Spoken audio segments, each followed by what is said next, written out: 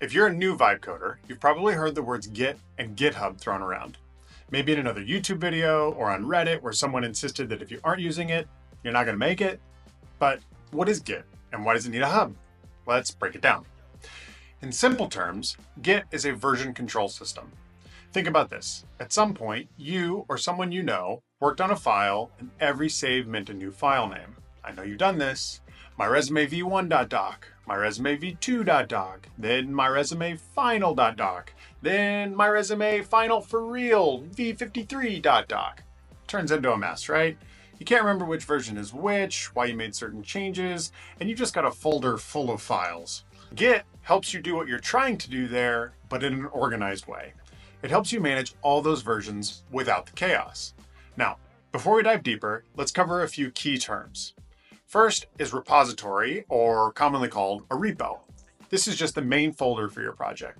Once you tell Git to track it, that folder becomes a repo. Simple as that. Now, next term, commit. Think of this as hitting save, but supercharged. With Git, every time you commit, you save a snapshot of your project. You also add a short message describing what you changed. Now, some developers get lazy and write updated stuff. It's a whole thing. We'll get into it. But good news for Vibe coders, AI tools are getting really good at writing these messages for you. Then there's the README. You'll see a README file in almost every project repo. It's not technically required, but it's an incredibly good idea. The README is basically the instruction manual for the project. It tells you what the project does, how to set it up, and how to use it. Super helpful. Now, you might be thinking, wait, autosave has been around forever. Why not just use that? Great question. Here's why. Most software isn't just one file. It's a folder with lots of files and folders inside, all potentially depending on each other. So if you change one file, you might need to change another, then another. You get the idea. If autosave was just saving everything constantly and you needed to go back to how your project looked, let's say yesterday at 3 p.m., you'd have to dig through each file's history, and that would be a real pain in the stack. Autosave is great for not losing your latest keystrokes, but Git is about creating deliberate snapshots, those commits of your entire project at specific points in time. This is incredibly powerful. Plus, there are other reasons Git shines, especially when multiple people work together, but that's for another video. Let's go back to that resume. Imagine a friend offers to help improve it. They sit at your computer, make a whole bunch of changes, and you realize they've really kind of mangled it. Turns out they had absolutely no idea what they were doing. But what if you hadn't saved a copy right before they started? That's why Git is so important for Vibe coders. AI can be like that enthusiastic friend. It makes a ton of changes, and sometimes things break. If you're using Git, you can easily roll back to the last working version, just like that. If you're not using Git, you might be facing a lot of frustration, possibly even starting over, and nobody wants to do that.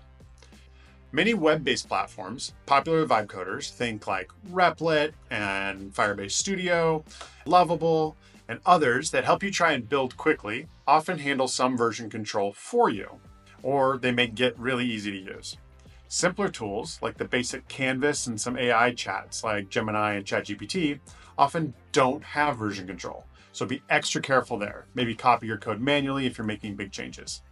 Now, more advanced local code editors like Cursor, VS Code with extensions, or Windsurf usually expect you to set up and use Git. One more Git concept before GitHub, diffs. A Git diff shows you exactly what changed between versions of your files. As a Vibe coder, especially when an AI tool makes changes, you'll see diffs. These are short for differences or differentials, I'm not really sure. Additions are often highlighted in green and deletions are in red. This is a fantastic way to see what the AI did and understand its suggestions. So if you're looking to not just vibe code, but to learn and actually become a better developer in the process, the diffs are perfect for you. So Git is awesome for managing your project versions when you're solo. But what if you want to collaborate with others or back up your project and all of its versions to the cloud? That's where GitHub comes in. Now, technically, Git and GitHub are not actually associated from a business standpoint. Git is an open source tool that anyone can use for free.